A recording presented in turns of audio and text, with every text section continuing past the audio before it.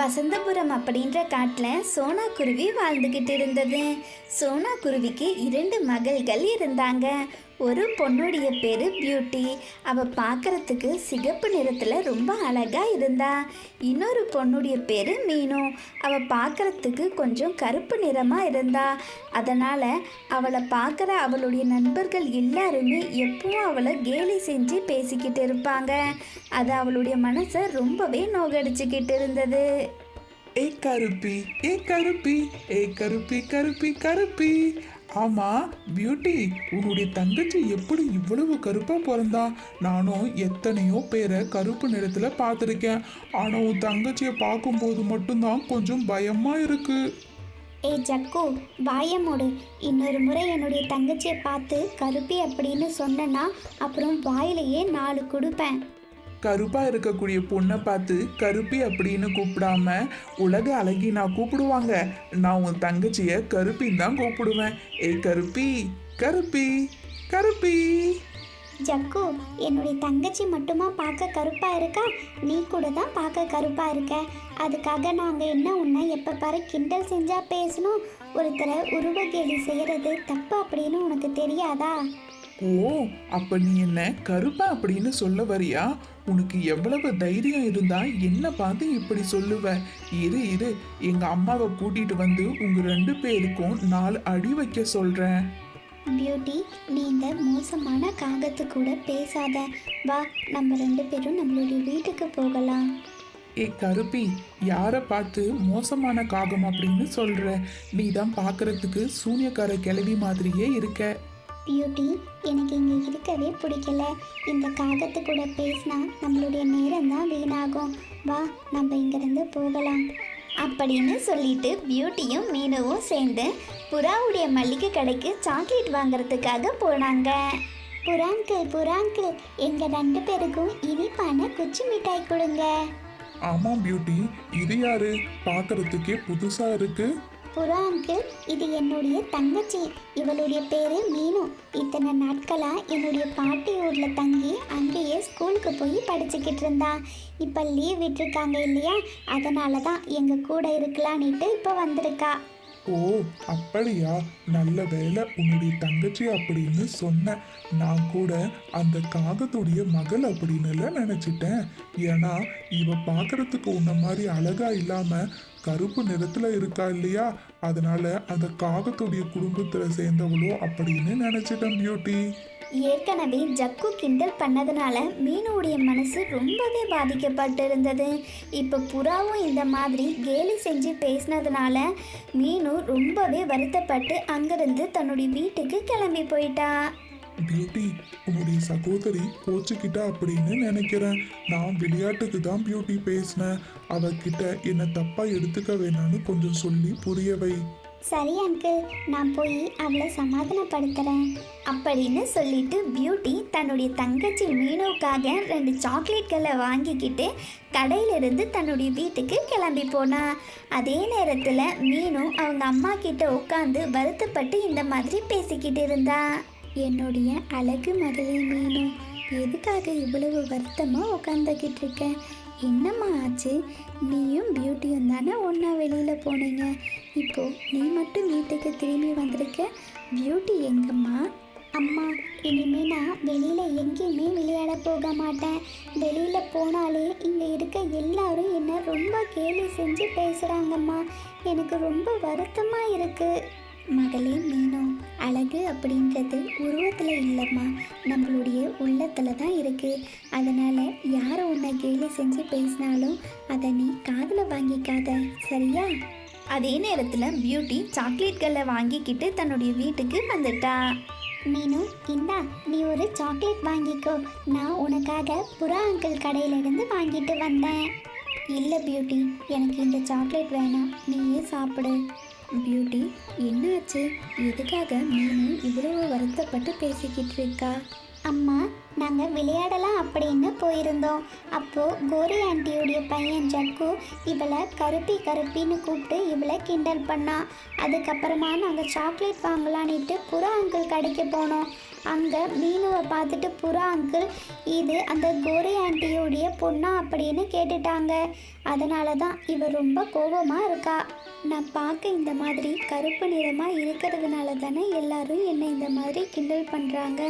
எனக்கு இந்த கருப்பு நிறமே கொஞ்சம் கூட பிடிக்கலம்மா. ஏம்மா நான் இந்த மாதிரி கருப்பாக அசிங்கமாக இருக்கேன்? மீனு, நான் மறுபடியும் சொல்கிறேன், அழகு அப்படின்றது நம்மளுடைய வெளி தோற்றத்தில் கிடையாது, நம்ம நடந்துக்கக்கூடிய செயலில் தான் இருக்குது. இப்படியே அடுத்த நாள் காலையிலையும் விடிஞ்சது. பியூட்டியும் மீனவும் சேர்ந்து விளையாடுறதுக்காக மற்ற நண்பர்கள் கிட்ட போய் விளையாடினாங்க. கீகி, என்னையும் என்னுடைய சகோதரியையும் பந்து விளையாடுறதுக்கு உங்கள் கூட சேர்த்துக்கிறியா? ஓ, கண்டிப்பா நான் உங்களை விளையாட்டுல சேர்த்திக்கிறேன். ஆனா அதுக்கு ஒரு கண்டிஷன் இருக்கு. உன் தங்கச்சி எக்காரணத்தை கொண்டும் எங்களை தொற்றவே கூடாது. அவ மட்டும் எங்களை தொட்டுட்டா அப்படின்னா அவளுடைய கருப்பு நிறம் எங்களுக்கு ஒட்டிக்கும். உங்களை தொட்ட உடனே உங்கள் மேலே ஒட்டிக்கிறதுக்கு நான் ஒன்றும் பெயிண்ட் கிடையாது. நானும் உங்களை மாதிரி ஒரு சின்ன பொண்ணு தான்.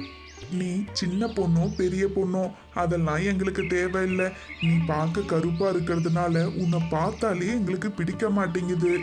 பியூட்டி, இதுக்கு மேலேயும் என்னால் இங்கே நிச்சயமாக இருக்க முடியாது. நான் உடனே வீட்டுக்கு போகிறேன்.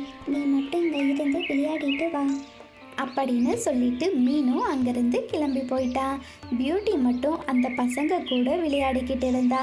அப்படி அவங்க 2 பேரும் விளையாடிக்கிட்டு இருக்கும்போது அந்த இடத்துக்கு ஜக்கு வந்தான். நண்பர்களே, ஒரு சந்தோஷமான விஷயம். சீக்கிரமா வாங்க, என்னுடைய வீட்டுக்கு போகலாம். என்ன விஷயம் ஜக்கு? எப்பவும் இல்லாம இன்னைக்கு உன் முகத்துல 1000 வாட்ஸ் பல்பே எரியுது. ஆமா நண்பர்களே, இன்னைக்கு என்னுடைய அம்மா எனக்கு ஒரு பரிசு வாங்கி கொடுத்துருக்காங்க. அந்த பரிசை நான் உங்ககிட்ட காட்டணும். அதுக்கு தான் உங்களை என்னுடைய வீட்டுக்கு கூப்பிடுறேன். வாங்க போகலாம். நீ இந்த அளவுக்கு சந்தோஷப்படுற மாதிரி உங்க அம்மா அப்படி என்ன ஜக்கு பரிசு வாங்கி கொடுத்துருக்காங்க? என்னுடைய அம்மா ரிமோட்ல இயக்கக்கூடிய ரிமோட் கார் எனக்கு வாங்கி கொடுத்துருக்காங்க. அந்த காரை நான் ஓட்டி பார்த்தேன். அது எவ்வளவு வேகமா போகுது தெரியுமா? அதனால தான் உங்க கூட அதை சேர்ந்து விளையாடலான்னுட்டு உங்களை என் வீட்டுக்கு கூட்டிட்டு போக வந்தேன். வாங்க போகலாம். பியூட்டி, நீயும் வா, நம்ம எல்லாரும் போய் அங்க ஜாலியா விளையாடிட்டு வரலாம். இல்லை, நான் உங்கள் கூட வரலை. வீட்டில் என்னுடைய தங்கச்சி மீனும் தனியாக இருப்பா.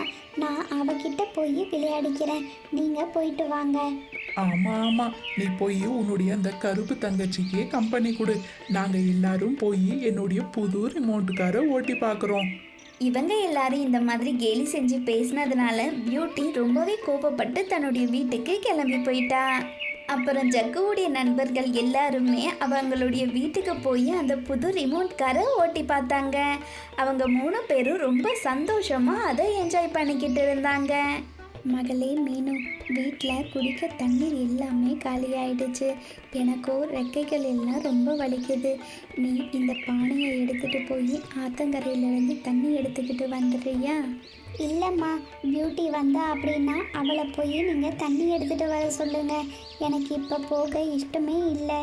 மகளே மீனு, அவளுடைய நண்பர்கள் கூட விளையாட போயிருக்கா.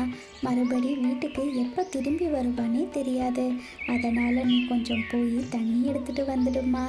சோனா குருவி இந்த மாதிரி கேட்டுக்கிட்டதுனால மீனுவும் தண்ணி எடுக்கிறதுக்கு ஒத்துக்கிட்டு பானையை எடுத்துக்கிட்டு ஆத்தங்கரைக்கு போனா.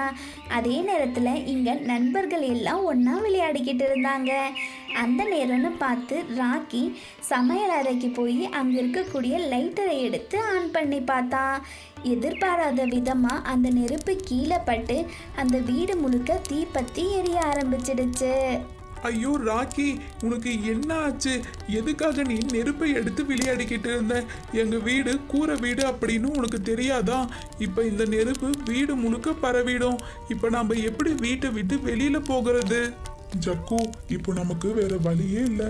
நம்ம இந்த நெருப்பை கடந்து தான் நம்ம வெளியில போயாகணும். அப்படி இல்லைன்னா இந்த நெருப்புலயே நம்ம கருகி இறந்து போயிடுவோம் அப்படின்னு சொல்லி அவங்க 3 பேரும் எப்படியோ அந்த நெருப்பை கடந்து வீட்டை விட்டு வெளியில வந்தாங்க.